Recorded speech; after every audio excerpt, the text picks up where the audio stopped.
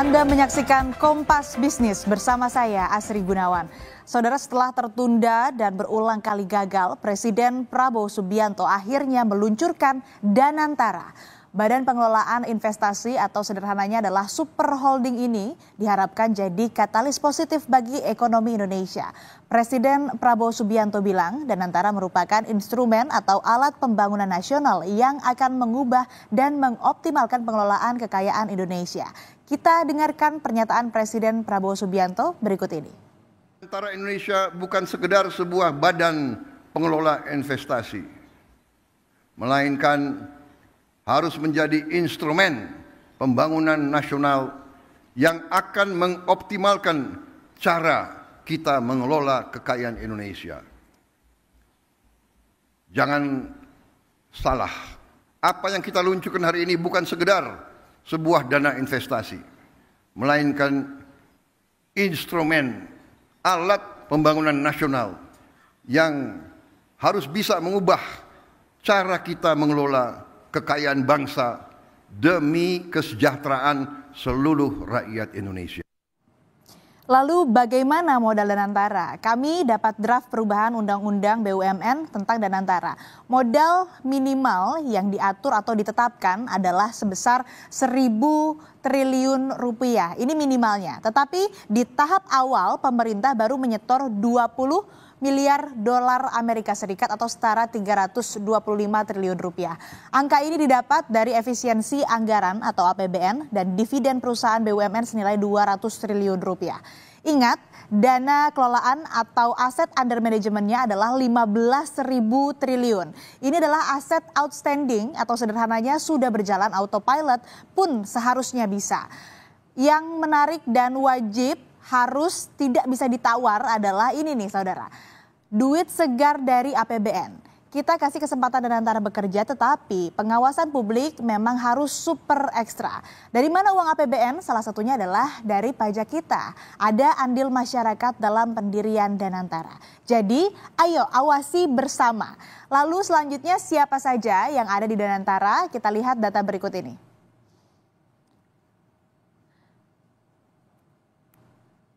Nah, kalau ini merupakan bagaimana data kemudian Danantara yang aset-aset yang dileburkan ke dalam Danantara.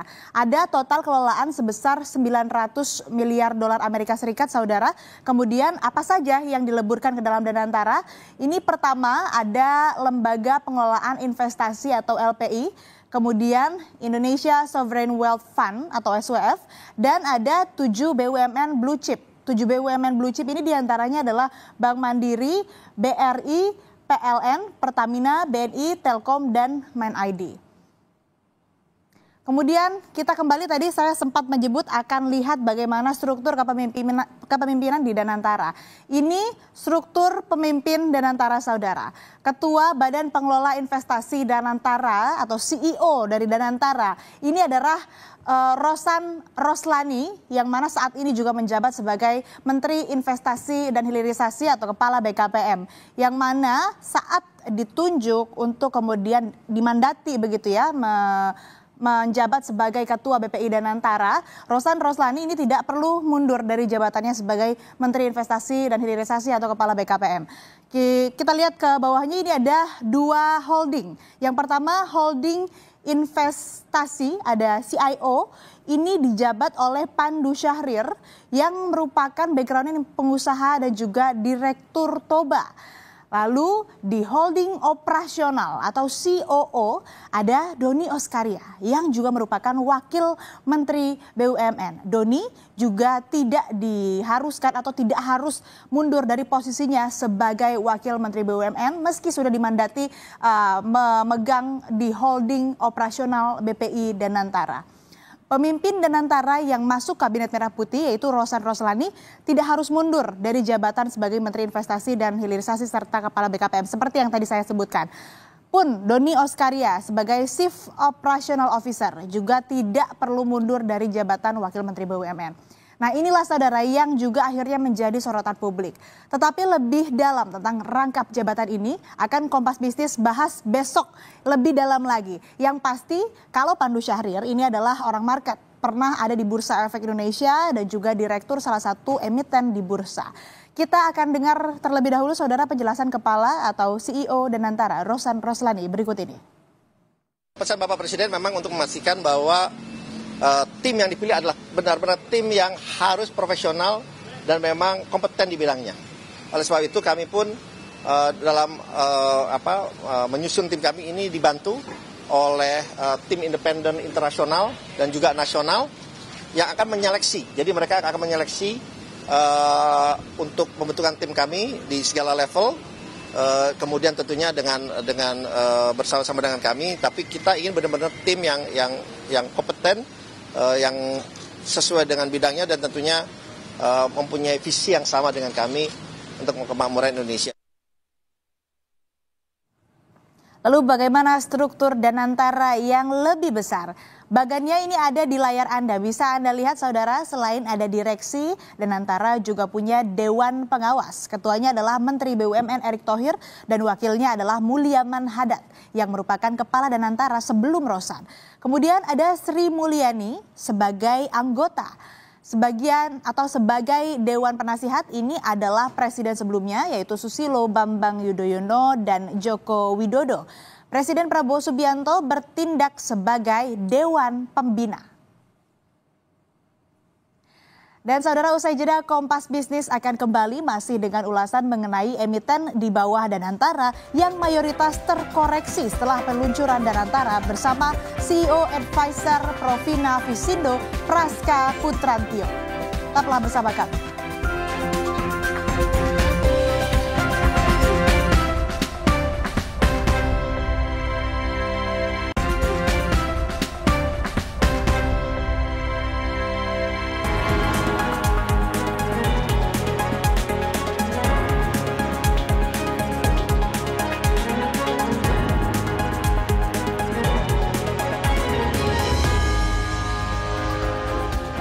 Kembali di Kompas Bisnis, saudara. Setelah Badan Pengelola Investasi Danantara diluncurkan, mayoritas saham emiten yang tergabung dalam Danantara ditutup di zona merah. Saham Bank Mandiri atau BMRI tergerus ke zona merah dengan pelemahan 0,99% menjadi Rp5.025. Saham Telkom atau TLKM ambrol 1,51% menjadi Rp2.610. Saham Bank BNI atau BBNI terkoreksi 1,86% menjadi Rp4.220. Hanya saham Bank BRI atau BBRI yang ditutup menguat 0,51% menjadi Rp3.910. Lebih lengkap soal peluncuran Badan Pengelola Investasi Daya Anagata Nusantara atau Danantara dan respon market ke saham emiten yang tergabung dalam Danantara, sudah bergabung CEO Advisor Provina Visindo, Praska Putrantio. Selamat pagi Mas Praska, apa kabar? Ya, selamat pagi. Ya, kabar baik. Mas, kemarin kan IHSG ditutup melemah, minus 0,78% ke level 6.749. Singkatnya, bagaimana market menyambut Danantara? Cukup menerima atau ragu atau masih perlu diyakinkan?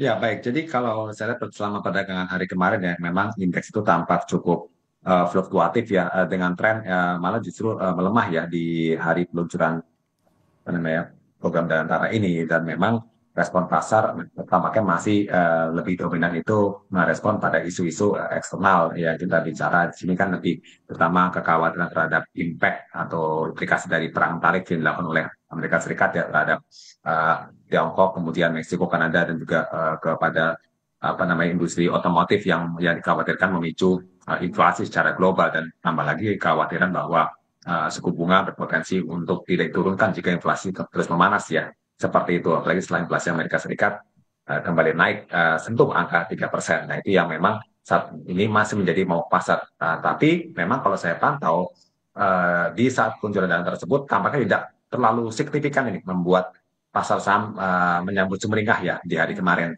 Sehingga tadi bisa terlihat bahwa saham-saham yang memang di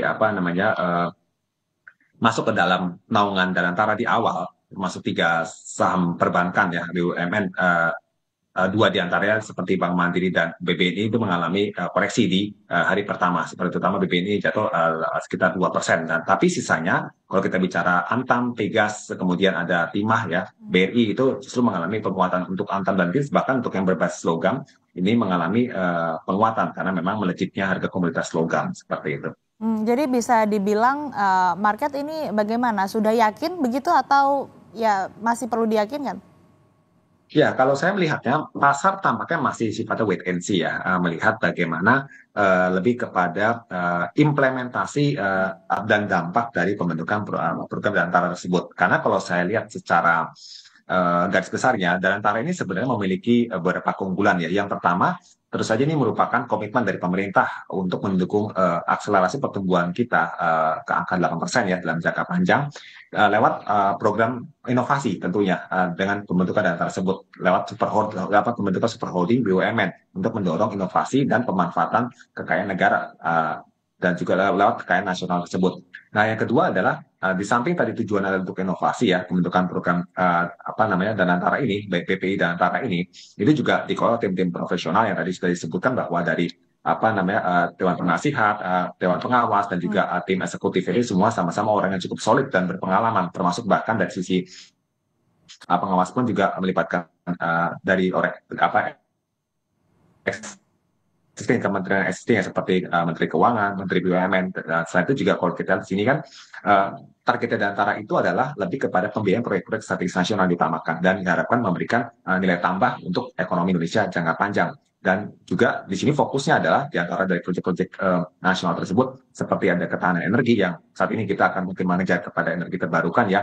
Kemudian juga hilirisasi, ketahanan pangan dan juga infrastruktur hingga data center atau artificial intelligence seperti itu. Dan tentu saja program-program ini tentu saja akan sangat menarik. Cuma memang investor perlu melihat bagaimana nanti implementasi dan bentuk transparansi. Karena kalau kita lihat, tampaknya tantangan-tantangan yang memang harus perlu diperhatikan adalah atau polemik ya, yang orang masih cenderung wait and see dari sisi investor lebih kepada bagaimana nanti dari sisi penanganan risiko. Kalian mengingat pengelolaan dana yang cukup besar seperti itu. Kita bicara dananya bisa mencapai 14.000 hingga 15.000 triliun ya dengan target tadi ya 900 miliar dolar dan juga implementasi transparansi dan akuntabilitasnya kepada publik. Ini yang juga perlu menjadi sorotan bagaimana nanti implementasinya supaya orang itu bisa mengetahui efektivitas dan juga keterbukaan transparansi dari BPI dan tersebut. Dan samping itu yang terakhir adalah di sini mengenai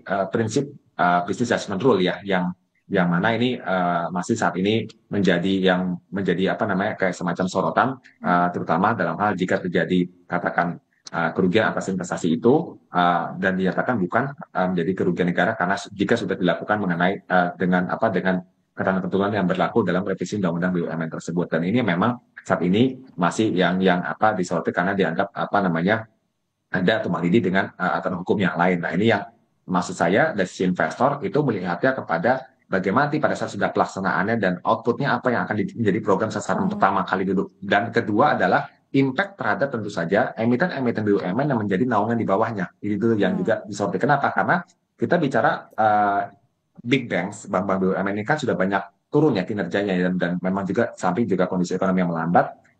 Harapannya dengan ada Danantara ini itu bisa kembali mengakselerasi tidak hanya pada performa sahamnya tapi juga kinerja keuangan dari BUMN itu sendiri karena kan pada akhirnya kan nanti penerimaan dari dana kelolaan Danantara itu sendiri kan juga berasal dari dividen BUMN itu sendiri ya selain dari hasil efisiensi terhadap APBN kira-kira seperti itu. Lalu kira-kira bertahan berapa lama sikap wait and see ini Mas Praska dan bagaimana kemudian dampaknya terhadap kinerja emiten? Ya, kalau saya melihatnya sebenarnya dari terhadap emiten-emiten yang dalam naungan Danantara awal ini dulu ya, sekitar 7 emiten tadi itu, kurang lebih paling tidak sampai ke Q1. Karena begini, investor pengen tahu kira-kira bank-bank yang menjadi naungan, maksudnya tuh di bawah super holding Danantara ini, apakah mereka mengalami perbaikan kinerja tidak sepanjang Q1 ini, ya kan? Di tengah mungkin kondisi ekonomi yang dalam ini mungkin menurut saya masih dalam tahap struggling ya seperti itu. Yang pertama, yang kedua adalah nanti program Danantara programnya apa nih? Maksudnya proyek nasional akan dirilis ya menjadi target pembiayaan Dan itu bagaimana peran dari apa namanya tim BUMN, maksudnya perusahaan BUMN di bawah naungan Danantara ini berkontribusi terhadap proyek-proyek tersebut seperti itu, sehingga orang bisa mengakses dengan Danantara ini, maka emiten yang terlibat di dalamnya, emiten BUMN khususnya ya, yang terlibat di dalamnya itu bisa mendapatkan nilai tambah lebih, sehingga investor asing terutama ya yang sudah banyak keluar juga dari sektor perbankan itu kembali bisa melihat kepercayaan lagi dan bisa kembali masuk, kira-kira seperti itu. Lalu Mas Praska, bagaimana Anda melihat gestur investor terhadap nama-nama pemimpin Danantara yang sekarang sudah ada? Rosan Roslani juga banyak memiliki emiten. Pandu Syahrir juga merupakan orang market, bahkan pernah di BEI dan juga Direktur Toba. Gimana Anda melihat ini, Mas Praska? Ya, kalau dari sisi profil ya, secara pengalaman, kualifikasi sudah cukup mumpuni. Investor bisa melihat rekam jejaknya. Hanya saja memang di sini sekali lagi yang dilihat adalah mungkin tadi disoroti ya kepada masih terjadinya rangkap jabatan yang nanti itu biasanya perlu diklarifikasi lagi, dan sisi plus minusnya ya, pro kontra seperti apa. Dan yang kedua adalah nanti bagaimana apa bisa dikatakan ke arah implementasinya, realisasinya dengan orang-orang yang sudah ditunjuk tersebut, apakah sesuai dengan harapan atau tidak. Karena harapannya adalah dengan adanya Danantara ini, harapannya emiten BUMN yang saat ini sedang lesu itu bisa kembali up, bisa kembali bersinar, seperti terutama dari sektor perbankan, kita bicara juga dari sektor, kita bicara konstruksi contohnya misalnya, dan juga dari sektor-sektor yang lain, diantaranya seperti pertambangan logam dan mineral, termasuk juga migas, kira-kira seperti itu. Oke, artinya kita juga untuk market atau bagaimana kemudian investor dan market begitu melihat emiten-emiten yang ada di bawah Danantara ini. Tadi kalau kata Mas Praska ini menunggu sekiranya sampai Q1 begitu ya, bagaimana kinerjanya untuk kemudian karena masih kalau bisa dibilang masih struggling. Jadi wait and see, tapi ya harapannya juga dengan adanya Danantara tentu apa yang diinvestasikan atau aset-aset yang dikelola oleh Danantara ini bisa berdampak baik terhadap pertumbuhan ekonomi Indonesia. Terima kasih Mas Praska Putrantio telah bergabung bersama kami di Kompas Bisnis. Saya selalu, Mas.